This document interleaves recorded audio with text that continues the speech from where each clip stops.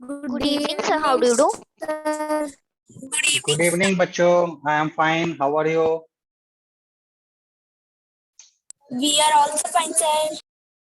Good evening, sir. Good sir आप evening. मेरा doubt clear करते हाँ, बताइए. कौन सा था कि सर नॉर्थ स्टार होते हैं सर, वैसे साउथ और वेस्ट ईस्ट स्टार्स क्यों नहीं होते? अच्छा, ऐसे मतलब कि आपकी बुक में नॉर्थ स्टार है तो ऐसे साउथ और ईस्ट वेस्ट क्यों नहीं होते हैं, आप ये पूछ रही हो ना. देखो, पुराने जमाने में क्या होता था कि हमारे पास कंपास नहीं होता था. ठीक है. हमारे हेलो. हाँ, आप मेरी वॉइस सुन पा रहे हैं? Yes sir. Yes, हाँ, तो इसके ना दो sir. रीजन. हाँ, मैं एक पहले ये डाउट क्लियर कर दूं. दो इसके ना देखो. सर हम्म. हाँ भावना, क्या पूछ रही हो आप? पहले मैं एक बार ये डाउट क्लियर कर दूं. ये डाउट किसका था वैसे? सर नाव्या। नाव्या. ठीक है, पहले मैं नाव्या का ये डाउट क्लियर कर देता हूँ. ठीक है, उसके बाद फिर मैं पढ़ाऊंगा. फिर आप लोगों के सबके डाउट्स लूंगा. ठीक है. तो इसके ना देखो दो रीजंस हैं. इसमें एक सॉलिड रीजन है. नेचुरली उसका जो नॉर्थ स्टार है उसका पोजीशन. ठीक है. पुराने दूसरा रीजन इसका क्या है कि over a period of time, पहले पुराने जमाने में इंसानों के पास, हमारे पास साइंटिफिक एडवांसमेंट नहीं था. हमारे पास कंपास और ये सारी चीजें नहीं होती थी. तो हम लोग सिर्फ ऑब्जर्व करते थे. हमारे जो पूर्वज थे वो ऑब्जर्व करते थे. क्या ऑब्जर्व करते थे? कि सन किधर से निकल रहा है. ठीक है. सन ईस्ट से निकलता है, सेट वेस्ट में होता है, ये हमने दिया है. ठीक है ना. मैं अगर इंसानों ने बोला होता कि जिस डायरेक्शन से सनराइज होता है वो वेस्ट है और जिस डायरेक्शन में सेट होता है वो ईस्ट है, तो हम ऐसे ही पढ़ते हैं. ठीक है. इसका नॉमेनक्लेचर हमने दिया है. और इसका जो नेचुरली अकरिंग है, मतलब ये जो नॉर्थ स्टार है उसका पोजीशन इस तरह का है कि जो इंसान ने नॉमेनक्लेचर्स बनाए, ईस्ट वेस्ट नॉर्थ और साउथ, तो उस नॉर्थ में एकदम सटीक बैठता है और ये क्लियरली दिखता है. ये स्टार एक तो इसका डेफिनेट शेप है, डेफिनेट टाइम पे ये दिखता है इंसान को, बहुत नजदीक है हमारे. और ये एक रेफरेंस पॉइंट हमारे जो एंकेस्ट्रल्स थे उन्होंने इसको बनाया. ठीक है. तो इसलिए ये नॉर्थ स्टार है. और हम साउथ भी बना सकते हैं. इसका जो अदर टेल है उसको हम साउथ बोल सकते हैं, या वहां पे जो कॉन्ग्लोमरेशन ऑफ स्टार्स है उसको साउथ स्टार बोल सकते हैं.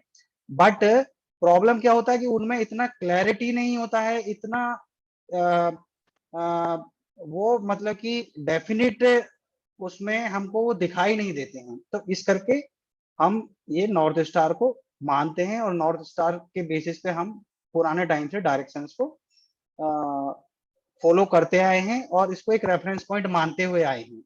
नाभिया, आपका डाउट क्लियर हुआ या फिर मैं और बताऊं आपको?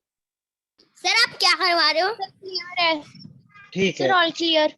चलो ठीक है. अब ना मैं आप सभी को, इस ग्रुप में वही बच्चे हैं ना जो ग्रुप बी से ग्रुप ए में आए हैं, ग्रुप ए वाले तो नहीं है ना? सर सर मैं ग्रुप ए में से हूँ. सर मैं पहले से ग्रुप ए में था. से हूँ। अच्छा मैं भी ठीक है. ग्रुप ए में से हूँ। ओके. जो बच्चे पहले ग्रुप ए में थे ना वो बेशक अटेंड भी कर सकते हैं क्लास और छोड़ भी सकते हैं, क्योंकि मैंने ना ग्रुप ए वालों को अगस्त मंथ में 2 चैप्टर्स कराए थे, सेकंड और थर्ड. ठीक है. ग्रुप बी वालों को मैंने वो चैप्टर्स नहीं कराए थे. तो आज मैं चैप्टर 2 कराऊंगा उन बच्चों को जो ग्रुप बी से ग्रुप ए में आए हैं, और वो चैप्टर का नाम है लैटिट्यूड्स और लॉन्गिट्यूड्स. आपको क्लास में रहना है तो आप रहिए बेशक, और आपको अगर एग्जिट करके कुछ और काम करना है तो आप कर सकते हैं, क्योंकि मैं सेम चीज ही पढ़ाने वाला हूँ. ठीक है. अब जैसा कि मैंने कल की क्लास में आपको पढ़ाया था चैप्टर 4, तो आज आज मैं आपको चैप्टर 2 पढ़ाऊंगा. जैसा पिछली क्लास में पढ़ाया, 20-25 मिनट पढ़ेंगे, लास्ट के 15-20 मिनट में हम डाउट्स क्लियर करेंगे. ठीक है. तो good evening sir. Good evening. आप सभी ना, अब मैं देखो आपको ना म्यूट करने जा रहा हूँ, 20 मिनट पढ़ेंगे, लास्ट के 20 मिनट में डाउट्स और जो भी क्वेश्चन होगा वो मैं आपका लेता हूँ, रह जाएंगे अगली क्लास में लेंगे, ठीक है।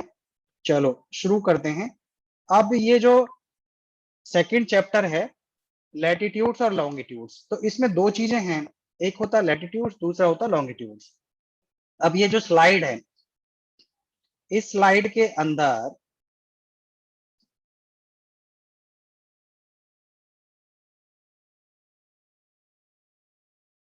आपको ना मैं अनम्यूट कर रहा हूं, मेरे को ये बताइए आपको स्लाइड दिख रही है जो मैंने शेयर की है, सर यस सर और मेरी वॉइस भी सभी को आ रही है ना?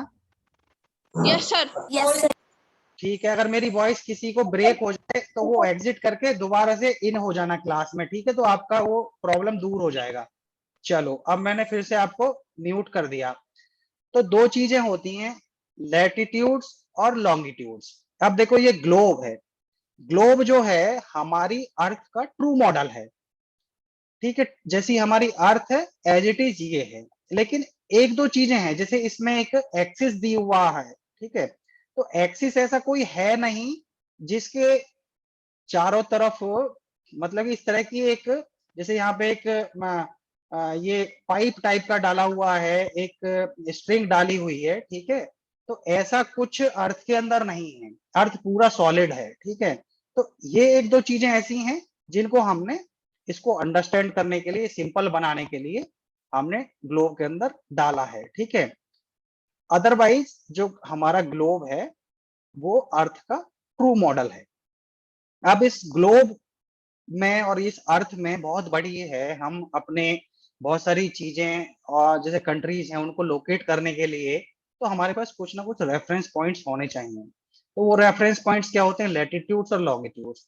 तो हमने क्या किया कि इसकी जो हॉरिजॉन्टल लाइंस हैं, ठीक है, उनको एक नेम दे दिया, इनकी जो वर्टिकल लाइंस हैं उनको एक नेम दे दिया।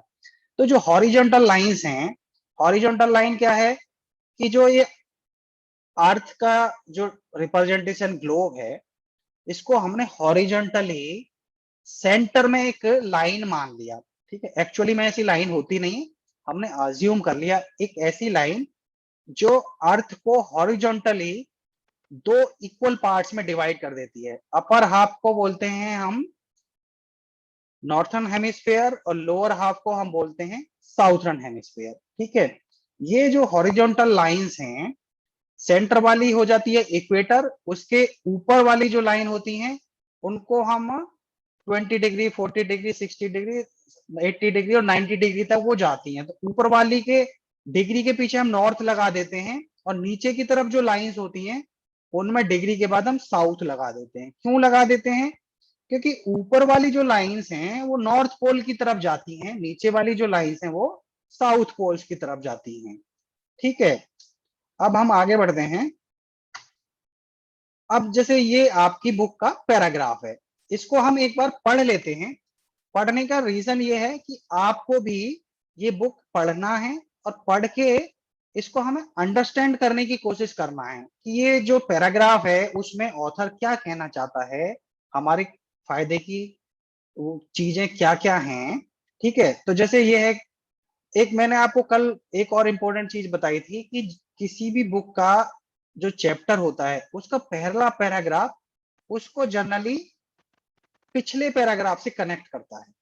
इसमें भी देखो आप, in the previous chapter you have read that our planet Earth is not a sphere, it is slightly flattened at the north and the south poles and bulge in the middle. Can you imagine how it looks? You may look at a globe carefully in your classroom to get an idea. Globe is a true model of the earth.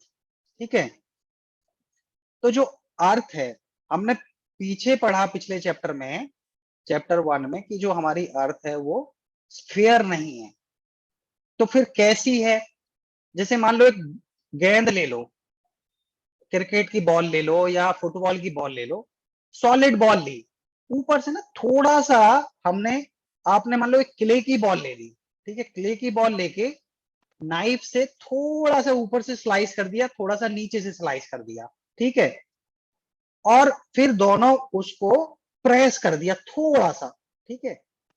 तो जो shape हमें मिलेगी वो net shape हमारी अर्थ की है। आप imagine कर सकते हो ना कि जो एक एकदम स्फेरिकल बॉल है वो अर्थ नहीं है, उसको थोड़ा सा ऊपर से स्लाइस कर दिया, थोड़ा सा नीचे से स्लाइस कर दिया और उसको प्रेस कर दिया तो सेंटर से वो बल्ज्ड हो गई। तो वो करीब करीब हमारी अर्थ का रिप्रेजेंटेशन एक हो जाता है, ठीक है। और इस तरह का ही जो ग्लोब होता है वो हमारे को हम स्कूल में घर में देख सकते हैं। अब जो ग्लोब्स हैं उनका जो साइज है और टाइप है वो वेरी करता है। देखो दो चीजें होती हैं, एक होता है साइज, एक होता है टाइप। साइज क्या होता है कि इतनी बड़ी ग्लोब है, इतनी बड़ी ग्लोब है, और बहुत बड़ी ग्लोब है जो एक कमरे के अंदर आ रही है, और एक इतनी बड़ी ग्लोब है कि स्कूल के ग्राउंड के अंदर आ रही है, ठीक है। ये जैसे जैसे उसका डायमीटर बढ़ता गया तो वो उसको साइज को रिप्रेजेंट करता है। लेकिन टाइप क्या होती है? टाइप बेसिकली होती है आपकी उसकी प्रॉपर्टीज स्पेसिफिक, या उसका जो मटेरियल है ग्लोब बनाने का उसको वो रिप्रेजेंट कर सकता है टाइप। जैसे कि बलून्स की ग्लोब बना सकते हैं। बलून्स की ग्लोब क्या होती है? एक बलून हुआ, उसमें सारा हमने ग्लोब के जो कंटिनेंट्स हैं, कंट्रीज हैं, ओशियंस हैं, वो सब रिप्रेजेंट किए हुए हैं। जब उस बलून में हवा भरेंगे तो वो ग्लोब बन जाएगा। अब मान लो बहुत बड़ा बलून है, ठीक है, ग्लोब है। अब मान लो कोई हम ट्रेवलिंग कैंप करते हैं या ट्रेवलिंग एजुकेशनल ट्रेवलिंग करते हैं, तो हम क्या करते हैं, ग्लोब को तो लेके नहीं जा सकते, तो हम क्या है, बलून छोटा सा होता है पॉकेट में रख के ले जाएंगे। जब हम वहां पे किसी बच्चों का कैंप लगाएंगे एजुकेशनल, तो उस बलून के अंदर हवा भर देंगे और उसको बच्चों को दिखा देंगे, देखो ग्लोब ये है, तो वो हैंडी हो जाती है। फिर क्या होता है कि एक सॉलिड ग्लोब हो सकती है, मतलब कि वो अंदर से भी पूरी की पूरी सॉलिड है, उसमें मटेरियल भरा हुआ है, ठीक है। अब एक होलो ग्लोब हो सकती है, एक मेटल से बनी ग्लोब हो सकती है, एक रबर से बनी ग्लोब हो सकती है, एक क्ले से बनी ग्लोब हो सकती है। तो ये ग्लोब की टाइप्स हो गई हैं, ठीक है। अब क्या है कि जो ग्लोब है वो फिक्स नहीं होती है, क्योंकि उसके अंदर एक स्पिन होता है और एक उसके अंदर मतलब कि स्ट्रिंग होती है, उसके चारों तरफ वो घूमती है। इसको हम जैसे पॉटर्स का जो व्हील होता है जहां पे मतलब कि मटके बनाते हैं, उससे हम इसको कंपेयर कर सकते हैं। तो ये उस तरह की होती है और इसपे कंट्रीज, कॉन्टिनेंट्स और ओशियंस वगैरह इसको इजीली रिप्रेजेंट करता है, ठीक है। अब नेक्स्ट जो आपका पैराग्राफ है वो है, it is difficult to describe the location of a point on a sphere like the Earth. Now the question arises as to how to locate a place on it. तो जैसा मैंने बताया कि अर्थ बहुत बड़ी है, अब उस पे क्या है कि हमने कंट्रीज, कॉन्टिनेंट्स, ये सब चीजें तो रिप्रेजेंट कर दी, लेकिन हमें तो उस पे कोई पर्टिकुलर पॉइंट, मान लो आपका शहर है, जैसे आप पंजाब में मलौट में रहते हो या होशियारपुर में रहते हो, होशियारपुर को लोकेट करना है तो ग्लोब पे हम नहीं कर सकते, बहुत डिफिकल्ट है ग्लोब पे रिप्रेजेंट करना। और हम चलो हमने उसको थोड़ा बड़ा ग्लोब बना के उस पर कर भी दिया नियर अबाउट, तो उसको हम रेफरेंस कैसे देंगे कि भाई ये अमेरिका से किस डायरेक्शन में है और इक्वेटर से किस डायरेक्शन में है, या जो नॉर्थर्न जो हेमिस्फेयर उससे किस डायरेक्शन में है, या साउथर्न हेमिस्फेयर है उससे किस डायरेक्शन में है, साउथ पोल से कहाँ पे है। तो उसके लिए हम क्या करते हैं कि हम लोग लैटिट्यूड्स और लॉन्गिट्यूड्स डिफाइन करते हैं। लैटिट्यूड्स हॉरिजॉन्टल लाइन हो गई और लॉन्गिट्यूड्स वर्टिकल लाइंस हो गई, ठीक है। और टॉप वाला नॉर्थ पोल हो गया, बॉटम वाला साउथ पोल हो गया, ओके। अब नेक्स्ट हम पढ़ेंगे कुछ इंपोर्टेंट लैटिट्यूड्स के बारे में, ठीक है। क्या होता है इस पैराग्राफ में वो चीजें आपको दिखेंगी। Another imaginary line running on the globe divides it into two equal parts, this line is known as the equator. इसमें देखो लिखा अनदर इमेजिनरी लाइन, तो अनदर इमेजिनरी लाइन क्यों लिखा है? क्योंकि एक इमेजिनरी लाइन थी एक्सिस, जो कि एक्चुअली में हमारी अर्थ में ऐसी कोई निडल लाइक एक्सिस नहीं होती है, ठीक है। हमने उसको इमेजिनरी एक लाइन माना हुआ है। दूसरी इमेजिनरी लाइन होती है इक्वेटर। जैसे ये आप पिक्चर देख रहे हो, इस पिक्चर में आपको एक सेंटर में हॉरिजॉन्टली एक लाइन दिख रही है, उस पर इक्वेटर भी लिखा हुआ है, तो ये होगी इक्वेटर। इमेजनरी लाइन होगी। तो इसका ऊपर वाला पार्ट नॉर्थर्न, नीचे वाला पार्ट साउथर्न हेमिस्फीयर। अब इसके जो पैरेलल्स हैं उनको हम बोलते हैं लैटिट्यूड्स। ठीक है, ऊपर वाले पैरेलल्स को हम, जो इक्वेटर है उसको हम 0 डिग्री देते हैं, उससे ऊपर की तरफ हम बढ़ते चले जाते हैं तो 0, 1, 2, 3, 4, 5 ऐसे 90 डिग्री तक ये जाता है। नीचे भी 90 डिग्री तक जाता है, बट दोनों में डिफरेंस मैंने जैसे बताया, ऊपर डिग्री के बाद एन लगा देते हैं, नीचे डिग्री के बाद साउथ लगा देते हैं, मतलब कि वो, अब हमने 80 डिग्री एन लिख दिया तो मतलब कि ये ऊपर की तरफ, इक्वेटर से ऊपर की तरफ 80 डिग्री पे जो लैटिट्यूड है उसको हम 80 डिग्री नॉर्थ बोलेंगे। अगर एस लगा दिया तो नीचे की तरफ 80 डिग्री पे जो लैटिट्यूड है उसको हम 80 डिग्री साउथ बोलेंगे। ठीक है, अब the equator represents the 0 degree, जैसा मैंने बताया, since the distance from the equator to either of the poles is 1/4 of a circle around the Earth, it will measure 1/4 of the 360 degrees, 90 degree. Thus 90 degrees north latitude marks the north pole and 90 degrees south latitude marks the south pole.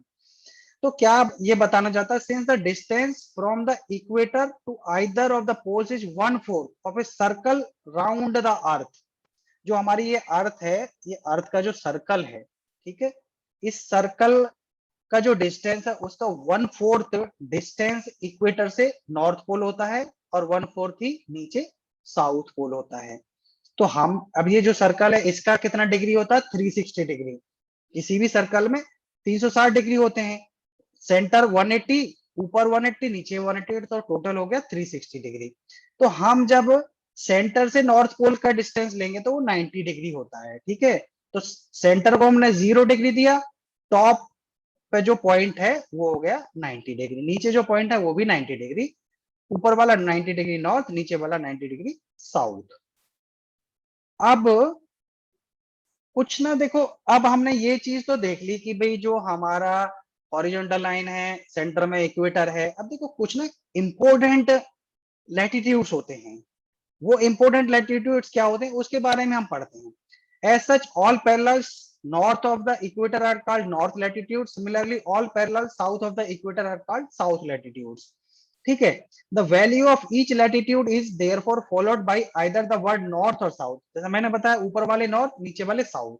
ठीक है, for example both Chandrapur and Maharashtra, जैसे मैंने बताया कि चंद्रपुर और इन महाराष्ट्र और बेलो horizontal in Brazil दोनों 20 degree पे हैं, लेकिन एक 20 डिग्री नॉर्थ पे है, एक 20 डिग्री साउथ पे है।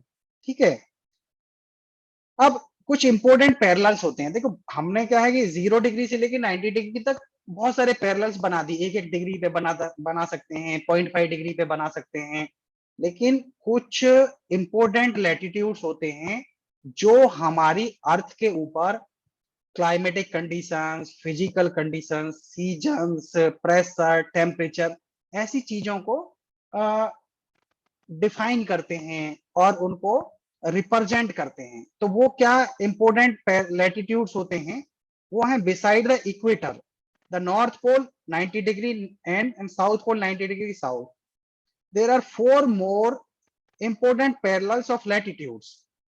एक होता है ट्रॉपिक ऑफ कैंसर, दूसरा होता है ट्रॉपिक ऑफ कैप्रिकॉर्न, एक होता है आर्कटिक सर्कल और एंटार्क्टिक सर्कल।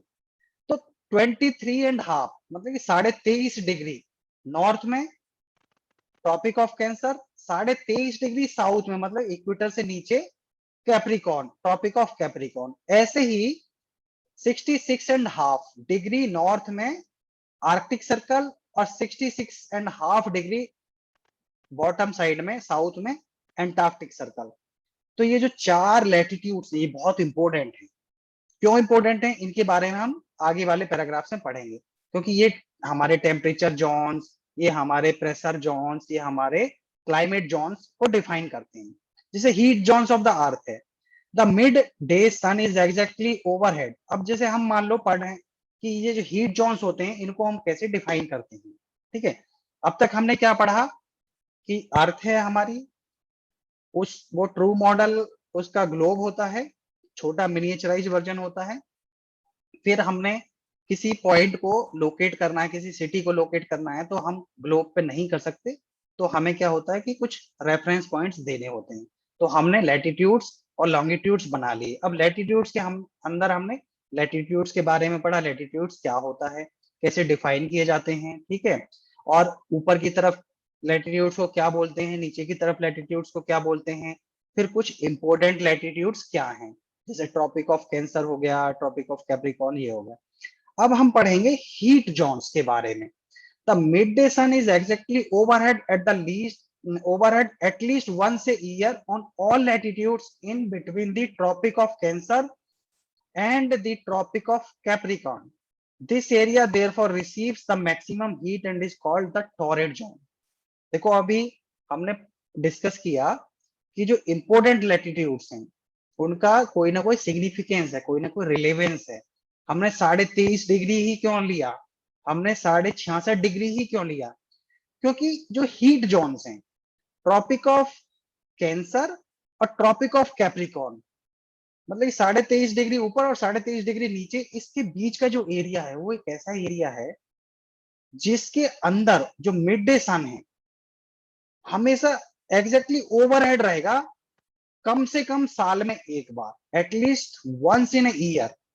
और हर लैटिट्यूड के ऊपर, कोई भी लैटिट्यूड ले लें, चाहे 0 से 0.5, 1, 2, 3, 4, इसके बीच में चाहे नॉर्थ वाले चाहे साउथ वाले जितने भी लैटिट्यूड्स हैं, हर किसी लैटिट्यूड पे साल के अंदर एक बार कम से कम, किसी एरियाज में किसी लैटिट्यूड पे वो साल में कई बार भी हो सकता है, 10-15 बार भी हो सकता है, जैसे इक्वेटर होता है वहां पे मैक्सिमम टाइम्स होता है, ठीक है।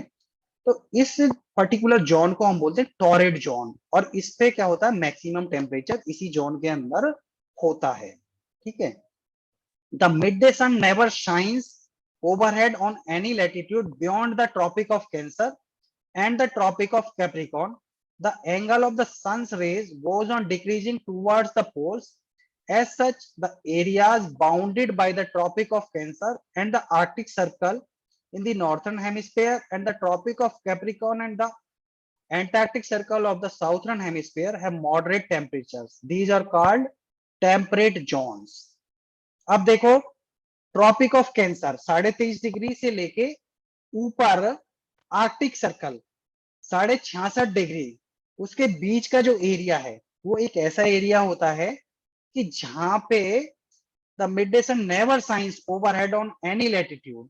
तो मिड डे सन जो होता है वो इस एरिया के बीच के किसी भी लैटिट्यूड पे, मतलब 23.5 डिग्री से ऊपर, मान लो अगर हम 24 डिग्री लें तो वो 24 डिग्री नॉर्थ और साउथ, ऊपर 66.5 डिग्री, इस एरिया में वो शाइन नहीं करता है। और जब हम ऊपर और बढ़ते चले जाते हैं और नीचे बढ़ते चले जाते हैं तो जो सन की जो रेज है उनका एंगल भी डिक्रीज होता चला जाता है। तो ट्रॉपिक ऑफ कैंसर से ऊपर की तरफ आर्कटिक सर्कल के बीच का जो एरिया है और नीचे ट्रॉपिक ऑफ कैप्रिकॉर्न और एंटार्क्टिक सर्कल, इसके इन दो एरियाज को हम बोलते हैं टेम्परेट जोन्स। अब आगे हम बढ़ते हैं, आगे आ जाते हैं फ्रिजिड जोन, ठीक है। फ्रिजिड जोन क्या होते हैं कि जो हमारा आर्कटिक सर्कल से ऊपर नॉर्थ पोल की तरफ और एंटार्क्टिक सर्कल से साउथ पोल की तरफ जो एरियाज होते हैं, दो एरियाज, इनको बोलते हैं frigid zones. Areas lying between the Arctic Circle and the North Pole in the northern hemisphere and the Antarctic Circle and the South Pole in the southern hemisphere are very cold. It is because here the sun does not rise much above the horizon. Therefore, its rays are always slanting and provide less heat. These are therefore called frigid zone. मतलब कि यहाँ पे temperature बहुत कम होता है। अब देखो ये जो पिक्चर है राइट साइड में आप देख रहे हैं, इसमें 3 कलर्स हैं, एक थोड़ा ब्राउन, ये ऑरेंज कलर है, फिर उसके बाद ग्रीन कलर है, फिर आपका ऊपर ब्लू कलर है, स्काई ब्लू टाइप का। तो जब ये ऑरेंज टाइप का है मतलब कि यहाँ पे मैक्सिमम टेम्परेचर होता है। ऊपर और नीचे वाले बीच वाले जो ग्रीन कलर के जोन्स हैं उनमें टेम्परेचर कम हो जाता है और ऊपर बहुत कम होता है। तो इसलिए ये टेम्परेट जोन, टॉरेड जोन और फ्रिजिड जोन, तो ये 3 टेम्परेचर जोन्स हमारी अर्थ के होते हैं और इनको डिफाइन कौन करता है, 4 important latitudes, Tropic of Cancer, Tropic of Capricorn, Arctic Circle और एंटार्क्टिक सर्कल, ठीक है। तो ये हमने पढ़ा लैटिट्यूड्स के बारे में अब तक कि ये लैटिट्यूड्स क्या होते हैं, पैरेलल लाइंस होती हैं, कैसे डिफाइन करते हैं, ठीक है। फिर इंपॉर्टेंट लैटिट्यूड्स क्या होते हैं, फिर इंपॉर्टेंट लैटिट्यूड्स क्यों बनाए जाते हैं, तो टेम्परेचर जोन्स होते हैं, टेम्परेचर जोन, टॉरेट जोन और आपका टेम्परेट जोन और फ्रिजिड जोन, ठीक है। अब हम थोड़ा डिस्कस करेंगे लॉन्गिट्यूड्स के बारे में और उसके बाद फिर हम ओपन टू डाउट्स। ओके, तो अब अगर हम बात करें लॉन्गिट्यूड्स की, तो जैसे मैंने कहा कि जो वर्टिकल लाइंस हैं, वर्टिकल लाइंस को हम लॉन्गिट्यूड्स बोलते हैं, ठीक है, हॉरिजॉन्टल लाइंस को हम लैटिट्यूड्स बोलते हैं। अब नेक्स्ट मूव करते हैं, unlike parallels of latitude all meridians are of equal length, thus it was difficult to number the meridians, hence all countries decided that the count should begin from the meridian which passed through Greenwich, where the British Royal Observatory is located. This meridian is called the prime meridian. अब देखो, unlike parallels of latitude, all meridians are of equal length, thus it was difficult to number the meridians. क्या होता है कि जो आपके जो latitudes हैं, लैटिट्यूड्स के केस में क्या होता है कि उनका जो उनकी जो लेंथ है या उनकी जो सरकमफेरेंस है, अगर हम सर्कुलर देखें तो वो इक्वल नहीं होती है।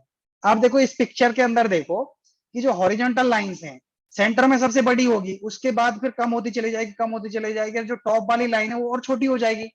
तो यहाँ पे क्या है कि जो लेंथ है, लेंथ डिसाइड करती है कि किस लैटिट्यूड को हम क्या नाम दें।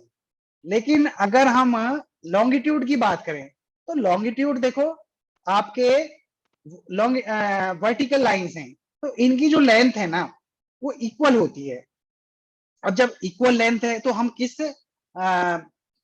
लॉन्गिट्यूड को क्या नाम दें, तो ये बड़ा कंफ्यूजन था कि भाई किस लॉन्गिट्यूड को, सारी जो लॉन्गिट्यूड्स हैं आपके वो सारे के सारे इक्वल हैं। अब मान लो इंडिया ने बोला कि जी हम तो जो हमारे यहाँ से पास कर रहा है हम तो इसको मतलब कि रेफरेंस मानेंगे, अमेरिका ने बोला जो हमारे यहाँ से पास कर रहा है हम तो इसको रेफरेंस पॉइंट मानेंगे। तो ऐसे कंफ्यूजन हो गया, फिर उसको कैसे अवॉइड किया जाए, तो सब लोगों ने मिलके एक कंक्लूजन पे पहुंचे, एक निष्कर्ष पे पहुंचे कि जो ब्रिटिश रॉयल ऑब्जर्वेटरी है जहां पे वो लोकेटेड है, वहां से जो लॉन्गिट्यूड पास करता है या मेरिडियन जिसको बोलते हैं उसको हमने प्राइम मेरिडियन बोल दिया, और उसके राइट साइड में ईस्ट और लेफ्ट साइड में वेस्ट, जैसे हमने इक्वेटर के ऊपर नॉर्थ और नीचे वेस्ट, सॉरी ऊपर नॉर्थ नीचे साउथ डिफाइन कर दिया, ऐसे ही हमने प्राइम मेरिडियन को एक रेफरेंस पॉइंट मान लिया, लॉन्गिट्यूड वर्टिकल उसमें और हॉरिजॉन्टल में इक्वेटर होता है, तो ये दो इंपोर्टेंट रेफरेंस पॉइंट बन गए। एक तो बाय नेचर है इक्वेटर, और प्राइम मेरिडियन बाय अजम्पशन है, बाय हमारे कलेक्टिव डिस्कशन के बाद एक कंक्लूजन ड्रॉ किया और उसके बेसिस पे हमने प्राइम मेरिडियन को डिफाइन कर दिया। तो अब हम जैसे लैटिट्यूड के केस में ऊपर की तरफ जा रहे थे तो 0 से 90 डिग्री बढ़ रहा था, नीचे की तरफ जा रहे थे तो 0 से आपका 90 डिग्री आ रहा था, लेकिन उसके आगे हम लगा देते थे नॉर्थ और साउथ। तो ऐसे ही हमारी जो प्राइम मेरिडियन है उसके लेफ्ट साइड में और राइट साइड में हम आगे बढ़ते हैं, एक तरफ हम ई लगा देते हैं, एक तरफ हम वेस्ट लगा देते हैं, ठीक है। अब जो प्राइम मेरिडियन है उसकी वैल्यू हमने 0 कर दी, it's value is 0 longitude and from it we count 180 degree eastward as well as 180 degree westward. क्यों 180 डिग्री करते हैं, उसका हमने पीछे समझा कि जो अर्थ का सर्कल है वो 360 डिग्री का होता है, ठीक है, लेकिन इक्वेटर से ऊपर का जो डिस्टेंस है वो 90 डिग्री तक ही होता है, लेकिन इसके केस में 180 डिग्री ईस्ट में मतलब कि राइट साइड में, और 180 डिग्री हम आपके लेफ्ट साइड में काउंट करते हैं, क्योंकि यहां से लेके वहां तक वो 180 डिग्री हो जाता है, सर्कल का हाफ हो गया, हाफ सर्कल मतलब 180 डिग्री होता है, दूसरा हाफ 180 डिग्री। तो इस तरह से हम 0 से 180 तक काउंट करते हैं, राइट। अब जैसे हमने लैटिट्यूड के केस में नॉर्थर्न हाफ ऊपर वाला, नीचे वाला साउथर्न हाफ, ऐसे ही लॉन्गिट्यूड के केस में जो राइट साइड वाला है उसको ईस्टर्न हाफ बोल दिया, जो लेफ्ट साइड वाला उसको हमने वेस्टर्न हाफ बोल दिया, राइट। अब हम आगे बढ़ते हैं। To understand this clearly, draw equidistant vertical and horizontal lines on a paper. Label the vertical rows with numbers and horizontal rows with the letters. Draw some small circles randomly on points where these horizontal and vertical lines intersect each other. Name these small circles as A, B, C, D, and E. Let vertical lines represent east longitudes and horizontal lines as north latitudes. Now you will see that circle A is located on B degree north latitude and 1 degree E longitude. Find out the location of other circles.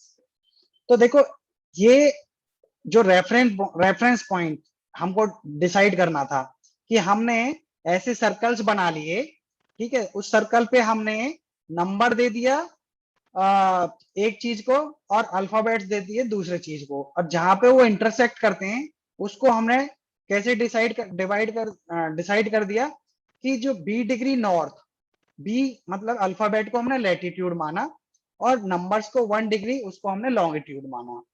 तो जब जहां पे ये B degree और 1 degree east intersect करते हैं वो एक पॉइंट हो गया, वहां पे कोई कंट्री हो सकता है, ठीक है। फिर जो लॉन्गिट्यूड है और टाइम, जो लॉन्गिट्यूड बेसिकली जैसे हमारे लैटिट्यूड्स थे वो हमारे टेम्परेचर जोन्स को डिफाइन करते हैं, ऐसे ही जो लॉन्गिट्यूड्स हैं उनका टाइम के साथ बहुत बड़ा सिग्निफिकेंस है।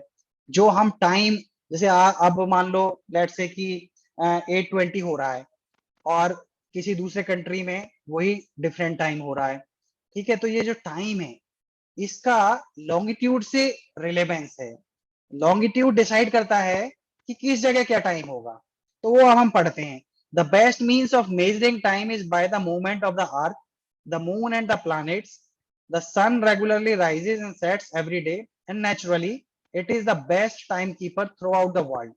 Local time can be reckoned by the shadow cast by the sun, which is the shortest at noon and longest at sunrise and sunset. When the prime meridian of Greenwich has the sun at the highest point in the sky, all the places along this meridian will have midday or noon. ठीक है, तो जो time हम calculate करते हैं, first chapter में हमने पढ़ा था कि जो प्लैनेट्स हैं, मून है, सन है, ये सब चीजें मिलके और अर्थ का जो मूवमेंट है, रोटेशन और रिवॉल्यूशन, इन चार चीजों को अर्थ का रोटेशन, रिवॉल्यूशन, मून और प्लैनेट्स, इनके बेसिस पे हम टाइम कैलकुलेट करते हैं। और उस टाइम को AM, PM, GMT, ठीक है, IMT, ये सब करने के लिए हमें जरूरत पड़ती है लॉन्गिट्यूड्स की और मेरिडियन की, और ग्रीनविच मेरिडियन को रेफरेंस पॉइंट मान के हम आगे कैलकुलेट करते हैं। नेक्स्ट आगे बढ़ते हैं। As the Earth rotates from west to east, those places east of Greenwich will be ahead of Greenwich time and those to the west will be behind it. देखो ये इंपॉर्टेंट चीज है, अर्थ हमारी वेस्ट टू ईस्ट रोटेट करती है, अब जो places हमारे ईस्ट साइड में हैं वो हमेशा आगे रहेंगे और जो वेस्ट साइड में है वो हमेशा पीछे रहेंगे। आपने देखा भी होगा कि जब आप ग्लोब को देखना और वर्टिकल जो ग्रीनविच लाइन है उसके ईस्ट साइड में जो कंट्रीज है ना वो आगे रहते हैं, वेस्ट साइड में जो कंट्रीज हैं वो पीछे रहते हैं। जैसे कि हम लोग ना ग्रीनविच के ईस्टर्न साइड में आते हैं, तो हमारा यहाँ का जो टाइम है और कनाडा, US वो आते हैं आपके वेस्टर्न साइड में, उनके टाइम से हमारा 10-12 घंटे आगे रहता है। मतलब कि जब हमारे यहाँ पे रात है, रात के मान लो 8 बज रहे हैं, तो वहां पे सुबह के 7, 8, 9 बज रहे होंगे डिपेंडिंग अपॉन उनका जो लोकेशन है। तो जो ईस्टर्न वाले ग्रीनविच के ईस्टर्न साइड वाले जो कंट्रीज हैं या प्लेसेस हैं वो हमेशा आगे रहते हैं और वेस्टर्न वाले हमेशा पीछे रहते हैं। तो आपको मोटे मोटे तौर पे अगर ये टाइम वाला चीज याद करना है तो आप लैटिट्यूड्स और लॉन्गिट्यूड्स को समझ लीजिए। लैटिट्यूड्स टेम्परेचर के लिए, लॉन्गिट्यूड्स मेनली टाइम के लिए। ईस्ट साइड वाले हमेशा आगे रहेंगे, वेस्ट साइड वाले हमेशा पीछे रहेंगे, ठीक है।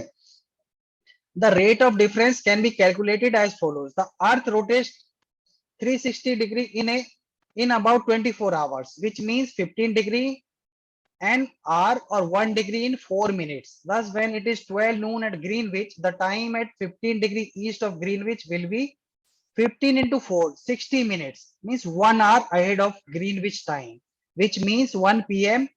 But at 15 degree west of Greenwich, the time will be 11 a.m. क्योंकि 15 into 4, 1 degree is equal to 4 minutes.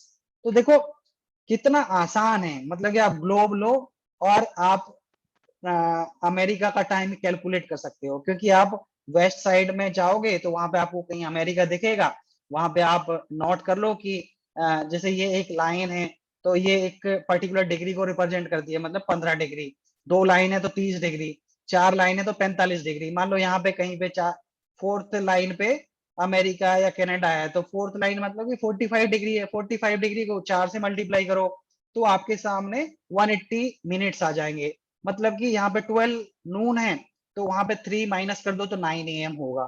तो आप ग्लोब के साथ ये गेम खेल सकते हो, प्ले कर सकते हो, तो आपके जो कंसेप्ट्स हैं टाइम को लेके कि हमारे यहाँ टाइम रात हो रही है, वहां पे दिन हो रहा है, तो आप इसको बहुत अच्छे से समझ सकते हैं। तो मैं किसी दिन कोशिश करूंगा एक वीडियो जिससे हम ये चीज सीख सकें, वो मैं आपके साथ प्ले करने की कोशिश करूंगा, ठीक है। At any place a watch can be adjusted to read 12 o'clock when the sun is at the highest point in the sky. When it is midday, the time shown by such a watch will give the local time for that place. You can see that all the places on a given meridian of longitude have the same local time. मतलब कि हम जब किसी particular place पे सन एकदम mid day है, उसको हम 12 नून कर दें, वहां पे क्लॉक सेट कर दें, बट वो जो टाइम है ना वो ग्लोबल टाइम नहीं है, वो लोकल टाइम है। और जो जीएमटी पे जो हम सेट करते हैं, ग्रीनविच पे जो सेट करते हैं, वो ग्लोबल टाइम होता है, ठीक है। Why do we have standard time? अब हम स्टैंडर्ड टाइम क्यों रखते हैं? देखो स्टैंडर्ड टाइम हम इसलिए रखते हैं, एक तो वर्ल्ड के अंदर हमें अगर टाइम कैलकुलेशन करनी है, ठीक है, तो वो यूनिफॉर्म रहेगी।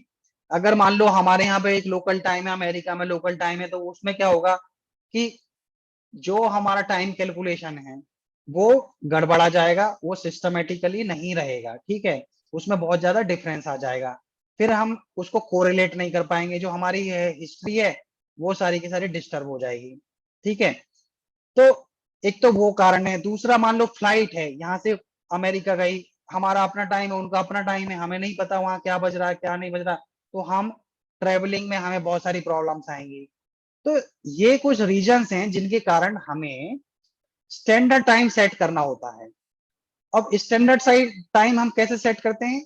तो जो ग्रीनविच मेरिडियन है, वहां पे जो मिड डे होता है उसको हम 12 नून लेते हैं, और उसके बेसिस पे फिर हम टाइम को कैलकुलेट कर लेते हैं। हर कंट्री अपना लोकल टाइम रखता है, और उसको जो स्टैंडर्ड टाइम है, आईएसटी हमारा जैसे इंडियन स्टैंडर्ड टाइम है, जैसे जीएमटी हमारा ग्लोबल मीडियन टाइम है या ग्रीनविच मीडियन टाइम है, तो इस तरह से हम लोग आईएसटी को जीएमटी के साथ कोरिलेट करते हैं, जीएसटी के साथ कोरिलेट करते हैं, और दूसरे जो कंट्रीज हैं, मान लो यूएस है तो जो वहां पे यूएसटी हो सकता है, अफ्रीकन कंट्रीज है वो एएसटी बना सकते हैं। तो एक स्टैंडर्ड टाइम हो गया, एक हमारा लोकल टाइम हो गया। तो अब हमने आज लैटिट्यूड्स और लॉन्गिट्यूड्स के बारे में पढ़ा, एज जैसे मैंने डिस्कस किया था, तो हमारे पास डाउट्स के लिए टाइम नहीं बचा, तो ये चैप्टर कंप्लीट हो गया। बट हम अगली क्लास में आपके सारे डाउट्स लेंगे, जो भी आपके डाउट्स हैं आप नोट कर लीजिएगा, या तो मुझे व्हाट्सएप कर देना या फिर आप नोट करके रख लेना। एक स्पेशल क्लास चैप्टर 2 की डाउट्स की रख लेंगे, और चैप्टर 3 के भी डाउट्स उसमें हम ले लेंगे। तो मुझे आपकी 2 और एक्स्ट्रा क्लास लगानी पड़ेंगी, एक चैप्टर 3 के लिए और फिर एक क्लास चैप्टर 2 और चैप्टर